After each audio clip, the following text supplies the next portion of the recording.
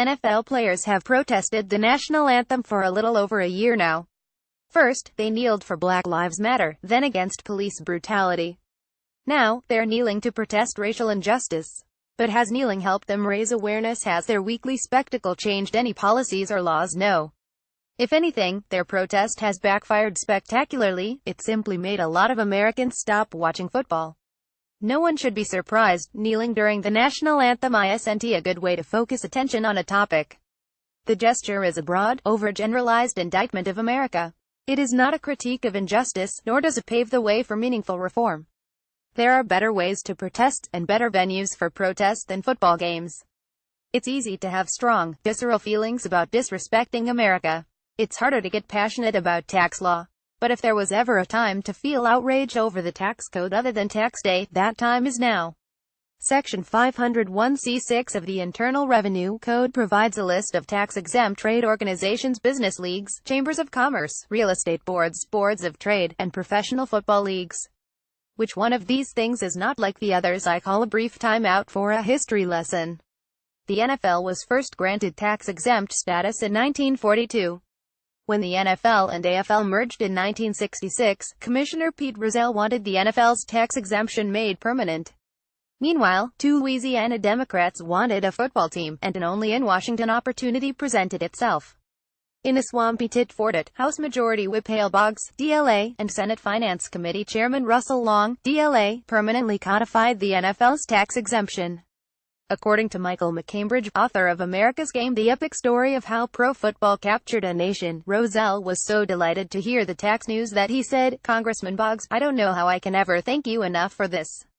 Boggs immediately countered with, "What do you mean you don't know how to thank me?" New Orleans gets an immediate franchise in the NFL. Sure enough, 1 year later, the Saints came marching in. To be clear, the tax exemption does not apply to teams. Teams and players both pay taxes. The status applies solely to the NFL league office. This special treat would be a little more palatable, though still unfair, if the league office simply handled paperwork and pensions. Unfortunately, the NFL league office's main duty is negotiating stadium deals. Stadiums are funded primarily by taxpayer dollars, brought in through increased taxes and municipal bond financing schemes. Over the past decade, $7 billion in taxpayer dollars were spent on stadiums. In some egregious cases, cities built new stadiums even while their citizens were still paying off old stadiums that had since closed. This is corporate welfare run amok, and a gross misuse of American citizens' tax money, something the government must treat with respect. As many pundits have noted, the NFL league office voluntarily gave up its tax-exempt status in 2015. Until the tax code changes, however, it can revert to being tax-exempt whenever it chooses. Equally importantly, the NHL, PGA Tour, and LPGA are also currently tax-exempt, despite earning over $2 billion per year in gross revenue. These are truly tax breaks for billionaires, to quote Sen. Bernie Sanders, IVT, and the textbook definition of a special interest loophole. It's time to revoke this unnecessary, undeserved tax break. Why should big sports get tax breaks that businesses and families across America don't get? That's why I've decided to be the lead sponsor of H.R. 296, the Pro Sports Act, a bill that would end the tax-exempt status for sports leagues making over $10 million annually. I've sent a letter to Rep. Kevin Brady, R. Texas, chairman of the Ways and Means Committee, asking for this to be included in the tax overhaul.